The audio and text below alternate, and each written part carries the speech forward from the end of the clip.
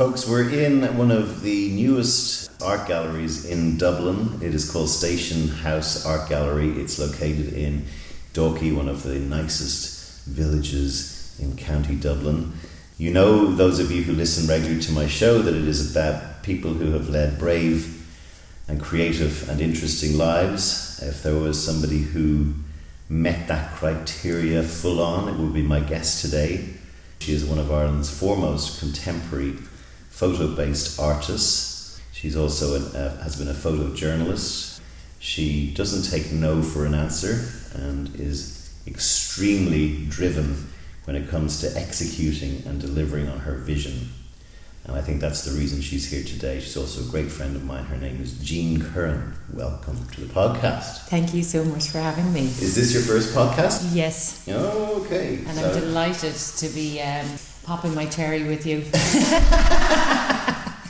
She's popping her cherry in the gallery, which is, I think this gallery is showing your work for the next 2 weeks or so. Yeah. The gallery is surrounded by beautiful, almost Rothko-esque prints that have been done in the photo lab.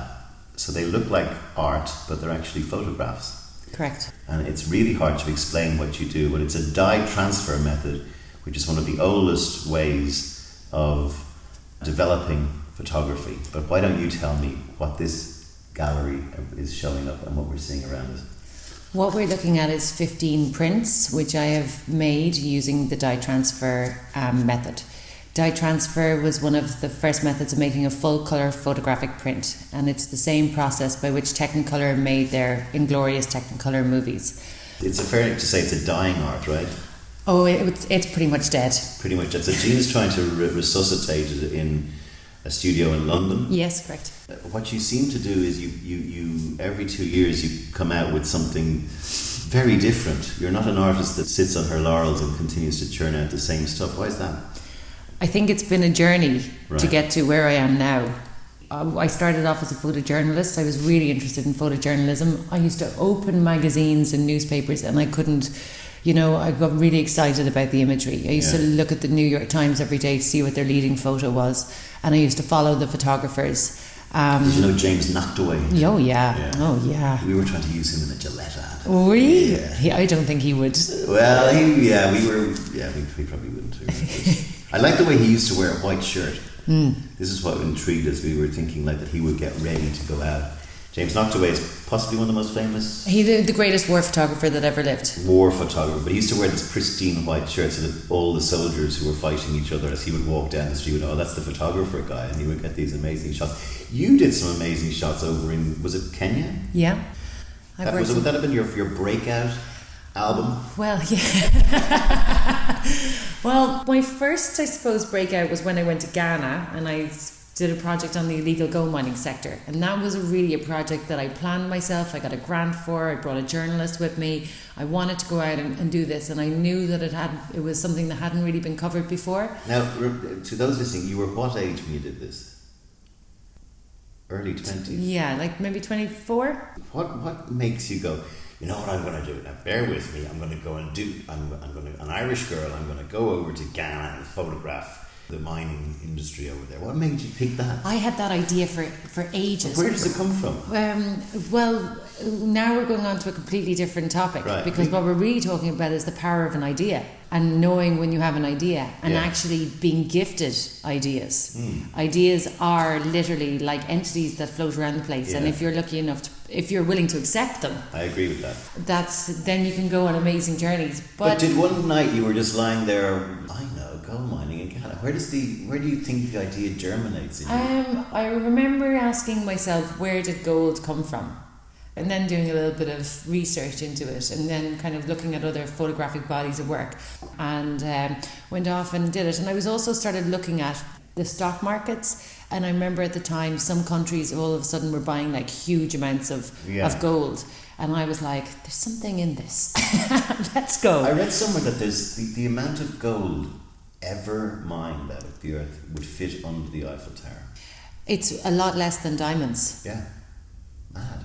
So you go to Accra, do you? Is that where you went? Yeah, well, we went to Accra, and then there's like a gold belt, basically. Right. So I went to about 5 or 6 different towns. But I mean, like, you roll into these towns, and you go look for somebody that might be able to help you with a contact in a mine, but all they do is like kind of go, follow me, and then you trek for 2.5 hours up the side of a mountain, and all of a sudden you come out of a clearing where there's just like men scattered all over it with no shirts on and just like working in the scorching heat with pickaxes and carrying canvas bags of rock down mountains on their heads. Like, everything is very, you know, primitive and artisanal, and they go, come on, we'll take you down the tunnel, and you get into a tunnel that's been made. Are you scared at this stage? Well, I'll tell you now what happened.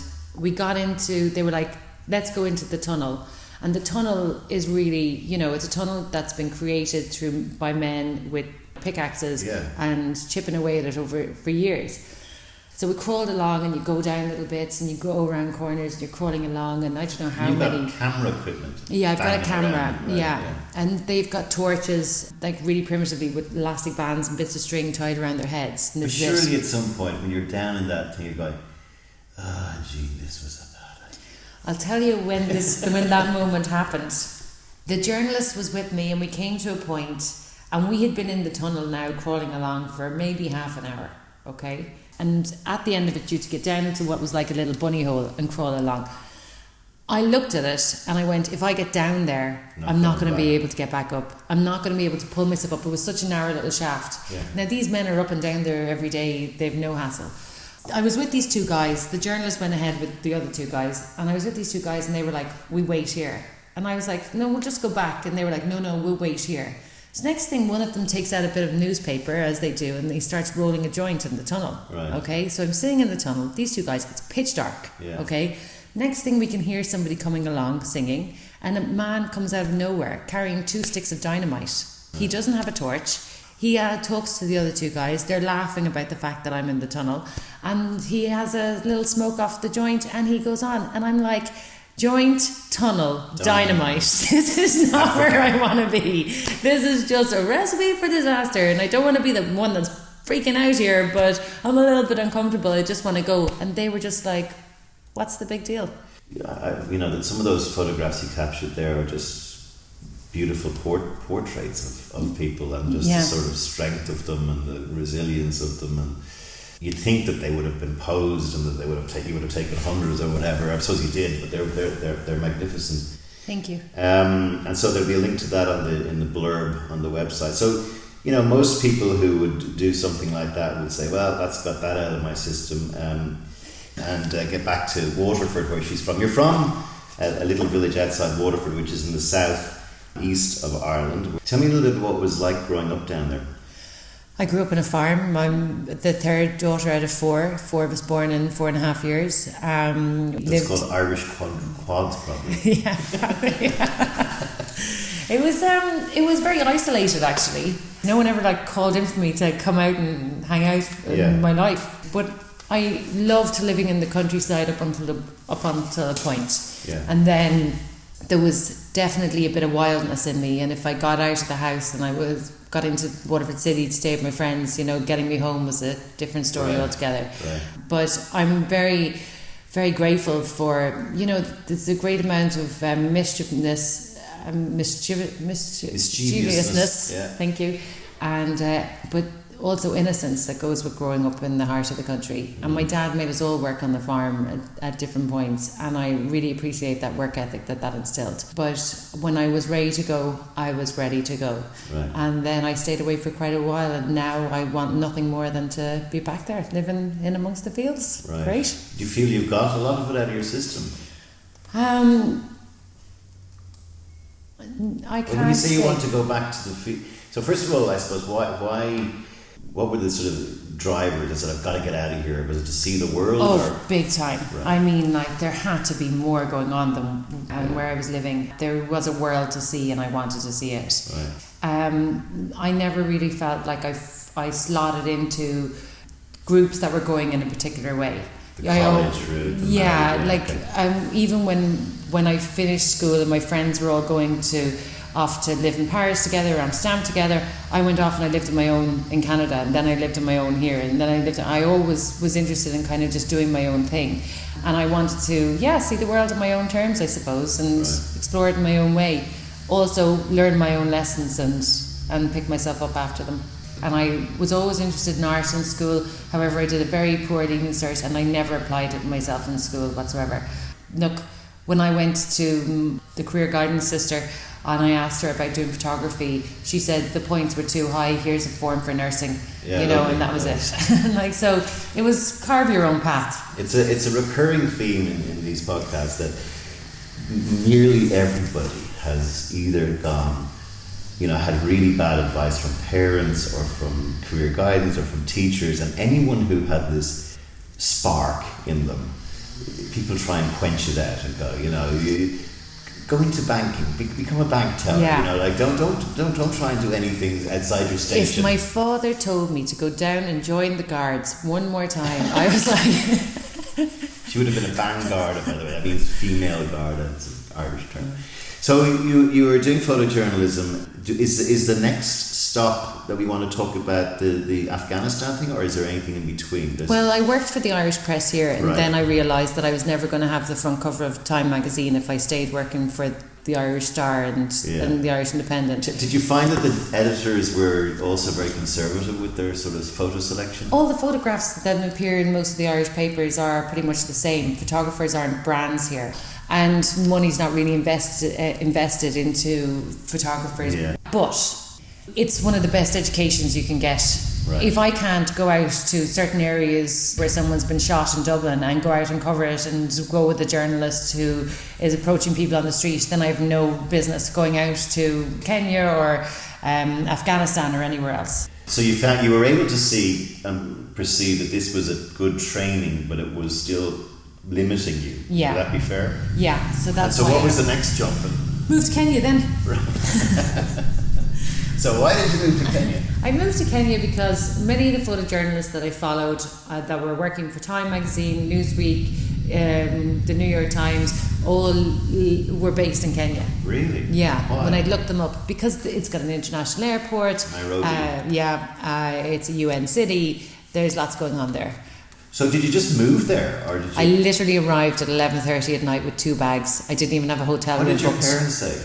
That you're mad? Like loads of people said I was mad, but I wasn't listening to anybody. I was just going. Yeah. And did you know anyone there? No. Right. So you just arrived. Okay. And so what happened? I got a taxi downtown and got into a hotel and had a fight with the taxi driver, arguing over like $5 or something. And then I got up the next day and I was like, okay, I live here now. You're going to have to make it work. I can't even remember. How much money did you have with you? I didn't have a huge amount of money. Right, but I had a couple of grand. Okay. You had a hotel room. Yeah. And you had your cameras. Yeah. What I did is I actually ended up ringing Goal, the Irish and they said, come in and see us. And I went in to see them and they said, do you know that there's an Irish journalist who's just after arriving out here as well? He's come out to work as the East African correspondent for the Irish Times. Right. I said, no. So then I met up with him and then we started doing a little bit of work together and that was great. And then being introduced to more journalists and photojournalists through that, and we ended up renting an apartment together. But I was really unhappy in Nairobi. I knew... Because I was surrounded by much bigger photojournalists and I was never going to get the jobs. And not only that, I was looking at their lifestyle and I really started to question whether it was for me. So it's a hard drinking correspondence club, from what I gather from Asia. I mean, there was always a place where all the journals and photographers all hung out, and it was mail, and was that the same thing? A little bits of it. Yeah. But more than that, I just felt that I don't want to go and witness all the worst things that are happening in the world on my own and stay in really shit hotels along the way. This idea of these middle class white people with cameras that cost I don't know how much, going into these areas and actually creating this representation of what it is like to be somebody for somebody else's life. Yeah. And that started to make me quite unsettled. I realised that there was a huge kind of hole in the system. I also knew that my ideas were a lot more conceptual. So I moved to the coast where there was no photojournalists, to Mombasa, where all the pirate stories were happening. Yeah. Now I was really interested in the pirates. That's bad pirates. It's not Johnny Depp pirates. No, really bad pirates actually. And I started going around interviewing people that had been kidnapped by pirates. But you're also a blonde woman in a Muslim country. Did you burqa up or did you? No. So you're amongst these pretty violent dudes who, you know, are often portrayed, whether it's real or not, as being reasonably crazy, especially towards women. I mean, where does the sort of little tremble of fear come into all this? Is this not there? I have this thing. You need to be aware of what you're doing, and you need to be responsible for yourself. Yeah. However, it's too easy to allow fear to control you. It's imaginary. Yeah. You know, so if you're going to imagine things, imagine something creative and imagine something positive out of it. Don't be a fool when you're walking down the street. You know, make sure that, you know, you're protecting yourself. Yeah. However, don't allow fear to hold you back, because at the end of the day, before I went to Kenya, everyone was like, oh, and then this thing happened, somebody, and then that. And I just didn't listen to any of it. I decided I was going, and I was going to be okay. I took care of myself when I was there, but I wasn't going to let the possibility of the what ifs stop me. And I went out and nothing happened to me. But you're also an appreciator of other people's cultures. And at what point did you make the decision not to work with their customary habits, veiling yourself and covering? When I moved to Mombasa, which is 98% Muslim, there's a lot of like African Arabs. Yeah. The Africans don't cover their heads. Yeah. I didn't. Too hot. Yeah, but I mean, like, I ended up following and kind of living with a Muslim family for about 6 months, where I followed their 11-year-old daughter around and photographed her. How did you find them? I met her one night on the street. She came up and tried to sell me samosas, and I just thought she was just the most beautiful thing I'd ever seen. And she was wearing this kind of like raggedy skirt. But I just wanted to know for myself that you're fed all these representations of Africa all the time, you know, and here's this little girl on busy street going around selling food, you know, what must her life be like? And you're constantly told, oh, the poor Africans. And I just wanted to know for myself. So I asked for the following evening to meet me at the same place, and she never came back. And then I waited that evening. I waited the following evening. And then eventually the waitress in the cafe went, okay, we've had enough of this. We're going to go find her. Well, it was one of those occasions where you have one woman with you, and then before you know it, there's 2 other women. And then you go to the night market, you ask in the night market, and then before you know it, 3 women come and follow you from the night market. And before you know it, there's a crowd of you walking down the street looking for this girl who's after giving you a fake name. And you like eventually find the house and meet the mother, and then just ended up becoming friends with them. So tell me, this is in Mombasa, is it in the... It was in a little town called Mtwapa, 10 kilometres north from Mombasa. Okay, I'm getting bamboozled. This is Sorry. mad. Right, so you go up to this little girl's door. Now, just put yourself in an tiny Irish village, and some photographer from wherever comes up and goes, hey, I want to photograph your little girl and you and whatever. What did she say, the mother? They were like, fine.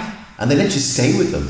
I would come and go from the house all the time. I didn't ever really want to overstay my welcome, so I would like stay in a cheap guest house down the road. But I basically came and I celebrated Eid with them. Fatima, the mother, her brother got married, you know, and it was further up the coast. I went with the family, and we all went up to the Muslim wedding, which was like the Sharia law in this part of the town. Like, everyone's there, the men, the women, and all of a sudden you walk into a room and all the men leave. Yeah. And they go celebrate the wedding in another house, and you stay with the women. And so what became of this? Did you have like were you doing sort of a docu-diary type thing? I found, and I put together a beautiful body of work. However, when it came to going around and showing it to editors, they would always kind of go, but like, what's wrong with her life? Yeah, exactly. Yeah. You know?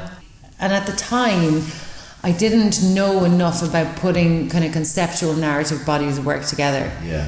And I didn't know that it actually could have made a beautiful book. Yeah. I just went around to editors, and they were like, but what's wrong with her? Yeah. And I was like, well, actually, it's just to pretty much show that although they're not wealthy, their life is very, very rich. Yeah.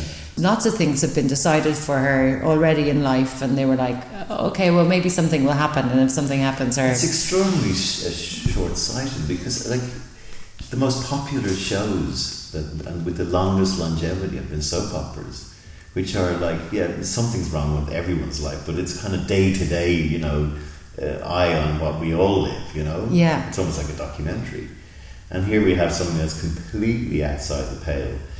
literally. And also for things like the way we're in a situation right now with Islam, and it's all covered by, everyone has a sort of the same kind of pigeonhole that they put Muslims into, and there's kind of lots of different types of Muslims out there. And is there any hope for resurrecting that? Or? Yeah, I would love to. And it's some of the work that I'm most proud of. Yeah. But I would love to go back and visit them again. Do you stay in touch? Where is the girl now? What age is she now? She is 20 or something? No, she's 16. Okay. Yeah. So I hope she's still in school. I don't know if she's still in school, but I've been friends with her older sister on Facebook and things. What's your take, just looking at that experience of your life, on the whole Africa? Because you've done Ghana and you've done both sides of the continent. What did you take out of Africa? I absolutely love Africa. However, it's exhausting when you're there on your own. Yeah. Because while the aid culture has done a lot of good, it's also done a lot of bad. So when the minute people see a white person coming, they assume that you've got loads of money, and so there's like the white person price and the African price. People are never really going to learn to help themselves if they're never given the opportunity to help themselves. And there's such a system of corruption, and there's such a system of people coming in then to like help out, although the government's really corrupt, but there'll always be some aid agency that comes in then and does that. And it's hard. There's an initiative that's lost there. However, you meet young Africans and the new burgeoning kind of middle class of Africans, and my God, the potential in tech, the potential in computer science, just everything, huge amount of initiative and potential. Yeah. We're sitting on the cusp of a major famine, which the world is of course ignoring, in South Sudan, Somalia, even Ethiopia is talking Yemen. about going off in Yemen. One of the things I heard, and I've only been to South Africa and Egypt, and I haven't been into the sort of the Great Middle, but that this thing I keep hearing is that we tend to call it Africa, and they hate that because it's like calling Europe, and not appreciating the different countries, different cultures, difference between Dr. Congo and Rwanda and Burundi and Nigeria and Angola. Yeah. They're all their own separate thing with their own separate problems. Yeah. But we all think, it's all about famine and malaria and AIDS and blah, blah, blah. That's the way Africa is. And sort of, trying to, one of the things I like about, and maybe we can talk about this, it's a theme in your life, in your work, in my view, that you always try and get to the human actuality of on the ground rather than the generality of what people say about a place. Is that fair? Yeah, I'm very little interest in taking a photograph of somebody and going back and being like, this is what their life looks like. Look at this poor person here. I have no interest in that. So we're going to move on to Afghanistan. So not content with going to dangerous Mombasa, Kenya and Ghana and gangland killings in Ireland. When I met Jean, she had this idea to go to Afghanistan. We're now coming back to collide with this new approach to painting and photography. That there was this old method of colouring paintings or photographs, when we were only in the black and white era. So there was, you'll see them probably, those old sort of sepia tone with some colour put onto them. Yeah. What's it called? They're just hand tinted. Hand tinted. So anyway, I met you. I want to go over to Afghanistan right in the middle of the war, and I want to find this guy who was a very famous painter guy that she found out. You tell the story because you tell it better. When I was in Kenya, people used to say, you got to go to Afghanistan if you want to make it as a photojournalist. That's where you go. Apparently it was great crack. Right. Apparently there was loads of parties, loads of money, loads going on. But I was watching the photographs that were coming out of Afghanistan, and I was like, it's basically just a one-sided war that we got to see. You had the American soldiers, some British soldiers. Coalition of the willing. Yeah, and then it was like, guys with black beards are bad, that's it. And then women are treated appallingly. And that was kind of it over the course of it. But what I did a master's, and while I was doing my master's, I was really looking for an idea. And I had this idea, and I just felt that this idea was perfect for me at the time, but also I thought that there was a lot of strength in the idea. And the idea was to go to Afghanistan photograph soldiers that were out there, and then get an Afghan to hand paint the images. And when I first brought this to people, everyone was like, you've got to be kidding me. There's no way you're going to Afghanistan. B, how could you do that to those soldiers? Well, those soldiers have done nothing to you. How could you do that? And I was like, wait a minute, what makes you think that this is going to be a negative? What makes you think that the Afghan person that's going to paint them... Pun there. Yeah. Why do you think that, you know... what was their angle there? I don't know, I mean, like, obviously there's been however many hundreds of thousands of soldiers in Afghanistan for 13 years, you know. And the Russians before them. Yeah. And I don't know. Anyway, they assumed that the outcome was going to be negative. But anyway, it wouldn't leave me go. Right. I knew that I had this idea, and this idea was not leaving me off the hook. Right. It was almost like it was my duty to do this. Right. And it wasn't until I met my partner Shane Whelan, and I, after a few too many espresso martinis one night in Copenhagen, was like, I have this idea. And he was like, not a chance, sweetheart. And then I was like, and then I stuck with the idea, and I would bring it up. And eventually he was like, well, if it's just put some structure on it, write it down, and we'll see what we can do. But one of the things that I needed is I needed a media organisation to give me a letter to get on Embed, and nobody would give me the letter. I'm not surprised. I mean, because giving you the letter means a certain sense of responsibility for your life. Yeah, well, the repatriation of my body in the event that something... That's expensive shit. Yeah, that is expensive shit. And but yeah, no one would give it to me, but more so I felt that people wouldn't give it to me because I'm a woman, and you know. And well, I still think, man or woman, you're walking into a war zone. It probably was a bit like... I think when you're a girl and you come up along these things on your own, and you start to see how people are like, oh, would you ever just go home and just behave yourself kind of attitude. Like, stop being so patronising. This is a really good idea, and there's merit to my idea, but you're not even paying attention to my idea. Yeah. You're just going, how would you just like cop onto yourself, you know? Notions. Yeah. So basically what happened was she went over and got an embed into the US ISAF headquarters. Yeah, the ISAF headquarters, yeah. She photographed a lot of the personnel, not all Americans, some different nationalities, right? Yeah. She went then out of Kabul. You had to find a fixer and someone to drive you around. So first of all, when you arrived in Kabul, what was that like? That was crazy, and it was so exciting. I'll tell you what was really funny was that I arrived in Kabul and I was expecting the fixer to meet me at the airport. But now explain what a fixer is. A fixer is somebody on the ground that's going to help you get around and help you translate. Yeah.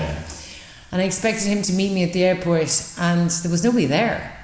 And there was all of this kind of like group of Afghan men in typical Afghan clothing.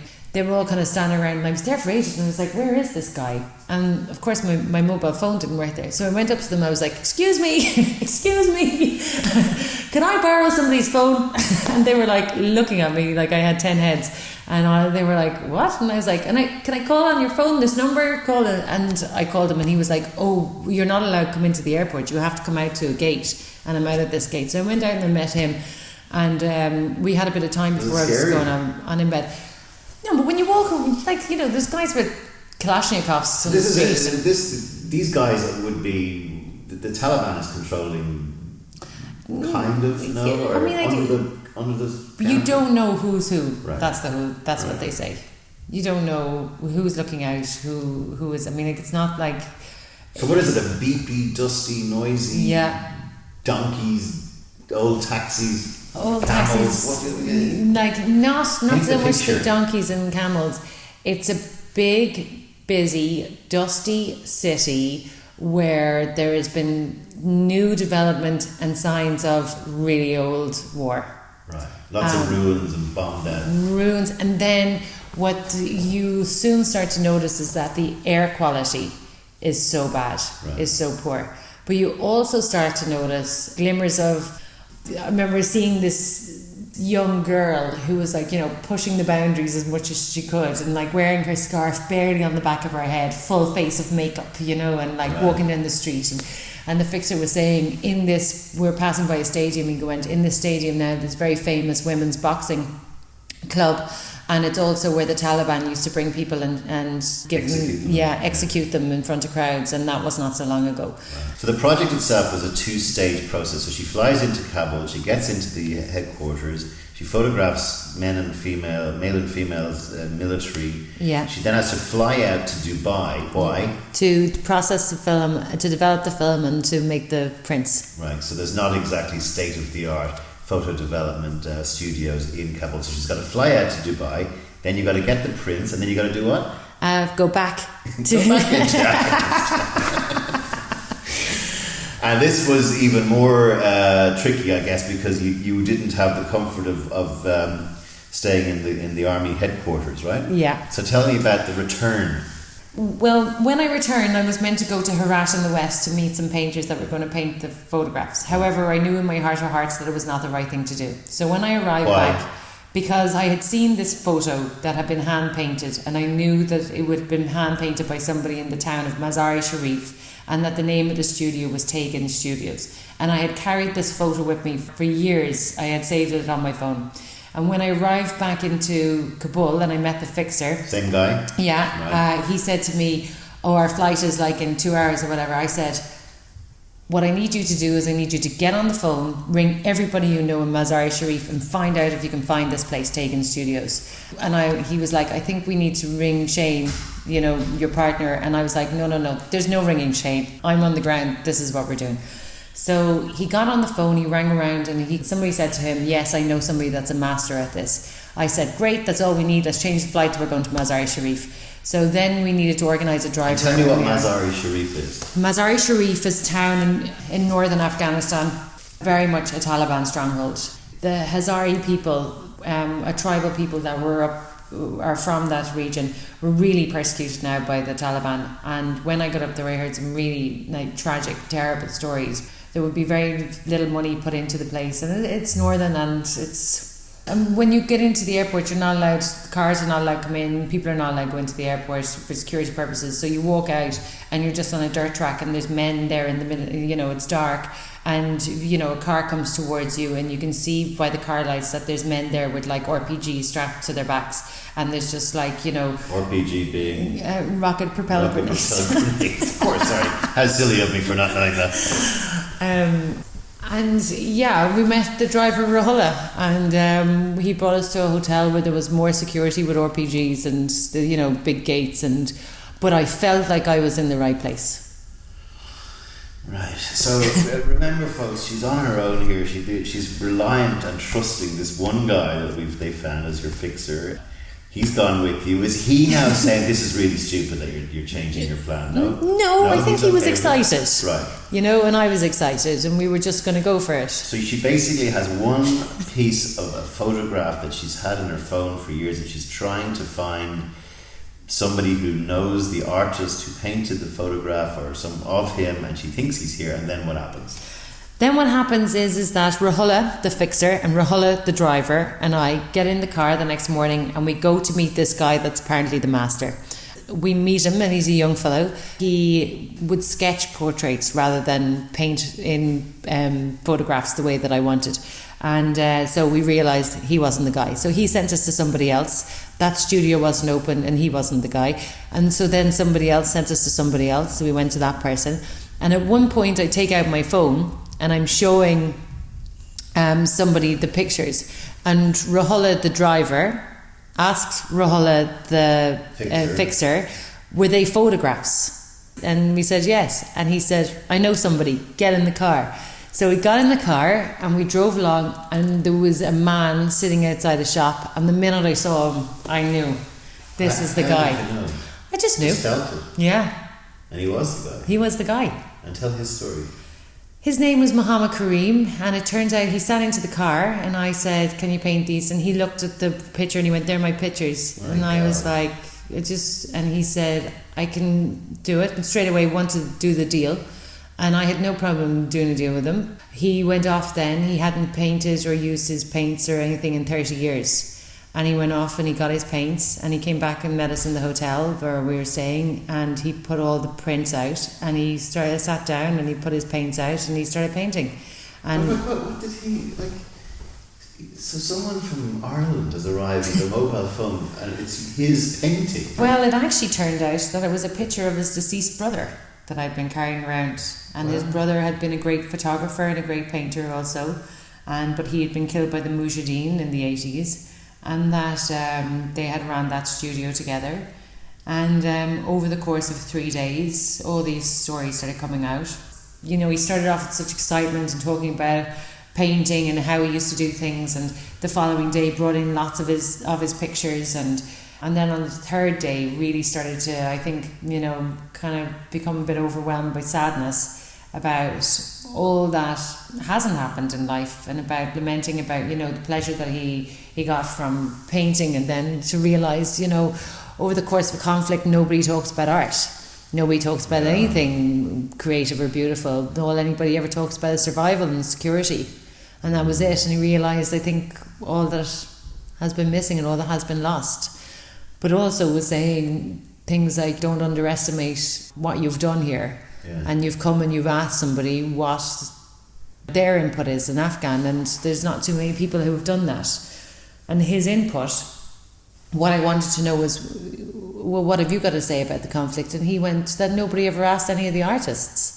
Nobody ever came and asked Afghan musicians to make work about what it's like to live in a country with a conflict that's been raging for so long. Nobody ever asked the sculptors, the painters, anybody. The end result were these beautiful, I'm trying to give it my own view of them, they were like from another era, but they were modern pictures of soldiers that were coloured in a way that made them look very from the late 1800s, early 1900s, and quite jaunting like that you go, what's this about? There's another link on the a blurb for this podcast where you can see the actual photographs. How was it leaving him, and the idea, the serendipitous nature of you finding this needle in a haystack must have just told you I'm doing the right thing. I mean, that's just bonkers that you met the guy. Yeah. I knew it, but I also felt like, okay, this idea didn't care about me. This idea needed to be realised. Yeah. I've realised it now. Okay, I can. And it was just when I came back, I was like, okay, I can get on with other things now. I can get on with the rest of my life. As if I can start the long list again. But in her own inimitable way, she then has to you seem to have to come up with a new thing. In art, there's people who tend to find something and repeat. Yeah. Your work tends to zag off in lots of different directions. But is that fair? Well, yes, but however, it's all been on one journey. And that journey has very much always been around the limitations of photography. Okay. And if I had just been okay with photography when I was in Kenya, then I'd probably be sitting in front of you now as a war-hardened photojournalist. Yeah. But I realised that it has more limitations than liberties, and that how things are represented through the medium omit the subjective experience of the sitter. I take a photograph of you, you don't take a photograph of me, so there's an inherent imbalance. Right. It's a very different thing to be somebody that's gone in to cover something and rather than somebody that lives through it. Yeah. Realising that in Kenya and becoming uncomfortable with photography led me then to make the work in Afghanistan, which talked about the limitations of the narratives that came back from the conflict. And now that has led on to taking an image apart and putting it back together again so that it can be more subjectively expressive. Yeah. Rather than just being a straight photograph.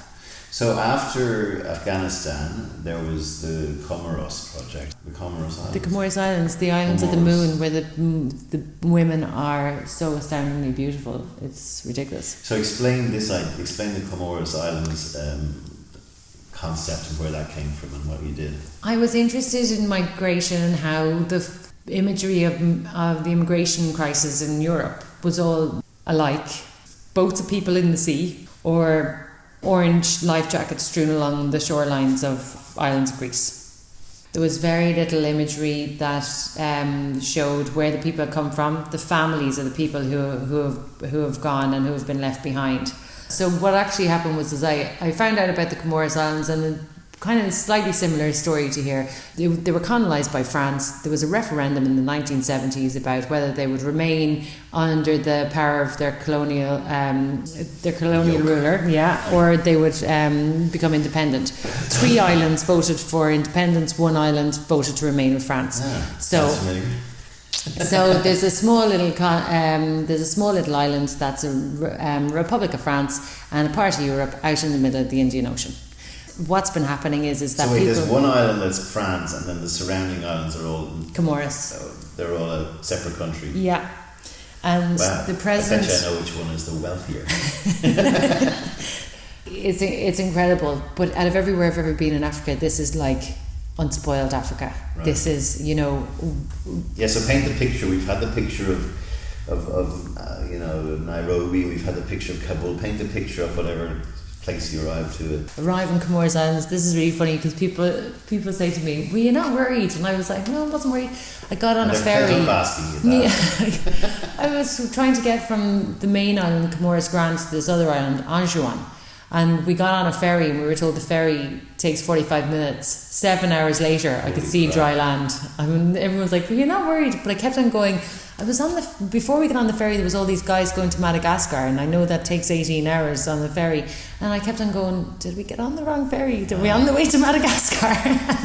my image when you say that this is the opening scene of Jurassic Park, is it something like that when they're flying in over this island? Is it like that? A little bit. There's a volcano on Comoros Grand, and then there are volcanic islands, and but I mean Anjouan is just unspoiled, beautiful. So you were trying to microcosm the European, immigration problem in a smaller setting. So there's all these people from Anjouan trying to get into France, is it? Yeah, and coming from the other islands and other parts of East and Middle Africa, Central Africa. Are they not all going, why do we all vote for independence? I don't know. Right. However, life on Anjouan, while there mightn't be, great enterprise and there mightn't be great opportunities, I mean, like, life is pretty nice there. And it's a beautiful island, and it's known as the Perfume Islands, and I mean, like, it really is like the most abundant. Beautiful beaches and beautiful coastline. It basically just goes up in a big jungle-like hill, and there's one road that goes around the island, and you drive around it, and there's spiral around it, and it's stunning. And the people are beautiful, and there's great fishing, and there's farming, agriculture. There's just not an awful lot to do. How did the people receive you? Were you an anomaly as you I mean, like, usually you'd go out to somebody, if you were kind of one of the only white people, there'd be a bit of attention. Nobody paid any attention to us. Right. And I think we saw one other white person while we were there. Right. Nobody paid any attention to us, and people could not have been nicer. They really could not have been nicer. And we went around and we interviewed some families of people who've lost members of their family crossing over. They leave in these little fiberglass boats at night. I mean, if you saw the size of the boats, and they cross this 70 kilometres of Indian Ocean. And I mean, like, even when we were on the ferry, some of the swell that kind of comes along and the size of the waves, but they go at night because the French military really police Mayotte, and so if they find your boat, they'll send you back. If you're caught getting off a boat and getting onto the island, they'll arrest you and put you into prison and then deport you. But many people have gone there and stayed for a very long time. However, the people in Mayotte don't really appreciate all the other Comorians coming from the other islands, but it is one of the only places in the world do they still feel the kinship of, like, they're all related? Yeah, that's what I was going to say. They're the same, unlike the idea that there's that Europe is like predominantly a Christian place, and we're all white, and now all of a sudden there's an influx of Muslims and people that speak a different language. This is like Irish people trying to bail up to Northern Ireland kind of thing. What was the message that However, there's no difference in religion. Everybody's a Muslim there. Okay. Yeah. Okay. All right. How different is that kind of Islam than the Islam that you've seen in Africa and Afghanistan? Or is it the same? It was funny because the fixer in Afghanistan was going, one of the greatest myths about Afghanistan is that we're really religious. We're not. Yeah. And when I was with the 3 men every day, none of them prayed. However, there is, cultural things like they don't touch women, which I didn't realise, and I was like slapping cream on the back being like, thanks a million. And then by the time they left, they were like, Barely shook my shaking hand. your But hand. they were, That was Afghanistan. we were friends at that stage. I mean, when you go to somewhere like Comoros and you see Islam, you see it at its most beautiful. Right, meaning it's respectful. People are respectful. It's not. There's nothing fanatical about it. Yeah. We went into a mosque, met a couple of imams, and were greeted warmly. And they sat down. They answered any questions that we wanted to. Brought us around the mosque. Showed us. It's a real privilege to be inside a mosque as a non-Muslim. Treatment of women. Yeah, great. Yes, Yeah, fine. well, you see, it's a matriarchal society. Right. When I went and Suela, the young girl in outside Mombasa, I really wanted to know what life was like for Muslims, Yeah. and in a place where there was Sharia law. And I mentioned to you that I went to a wedding. Many of the women that I sat around and spoke with that night were second, third, or fourth wives. And I asked them about did they have any problems with it, and they were like, they would prefer to be the only wife. Yeah. However, everybody just tries to get along. But they have a graciousness about them when they speak about their religion and about what their religion means to them and about how it brings them together that I've never experienced within Catholicism. And I would come from a very Catholic family. And I would see how they would, even through Ramadan, or just how they respect it. Is that by choice or chance that the three major projects have been in Islamic countries, or is that just the way? No, but I do have an interest in it. Yeah. It is the other world from the world that we know or feel comfortable about. However, I would find it a lot less extreme, and I would find it a lot more empowering and a lot more beautiful than some of the Christian fundamentalists that are like being bred in the United States at the moment. I would find that a lot more frightening. Yeah. Have you landed here? Have I landed? You've gone on this journey, as you called it. Is this, and then you could spend the rest of your career doing this kind of dye transfer work that nobody else is doing in the world, or will you still say, I have to go to whatever the most violent thing that North Korea and photograph Kim Jong-un? Surely just give me an idea. I don't think that's these ideas just land in your lap. I don't think I'm going to be going to North Korea. Right. I think it's safe. However, what I would like to do is move back to Ireland at some point. You have a lovely cottage on the farm. I have a lovely cottage on the love. farm, which I love, which is like my creative home. It really is. And when I'm there, I just have great ideas because I'm free from distraction of other things. What would you say to the younger you who was desperate to get away from the farm? I don't know, other than have faith in the cycle of life, because life has its own cycle, and if you just relax and trust, amazing things can happen. And that goes for every aspect of it, to finding the job that's right for you, to finding the partner that's right for you, to finding the road that's right for you. Just trust, relax and trust. Jean Curran, that's a lovely way to end it. We always like to go out on a high message, but that was an extraordinary story, and I think if nothing else, for me anyway, it just shows how, being fearless as well is another thing that I would say about you that I think is amazing, and you're so focused on your vision. There's too many people around these days who keep telling artists, don't do it that way, do it that way, but I'm a great believer in what you do. Thanks a million for coming on the podcast. Thank you for There'll having me. be lots of links to Jean's work. Obviously, those of you who've got loads of money should go and buy some of them, because artists like this get their next projects funded by the sale of their works. Jean Curran, the best of luck. Thank you so much, Sean.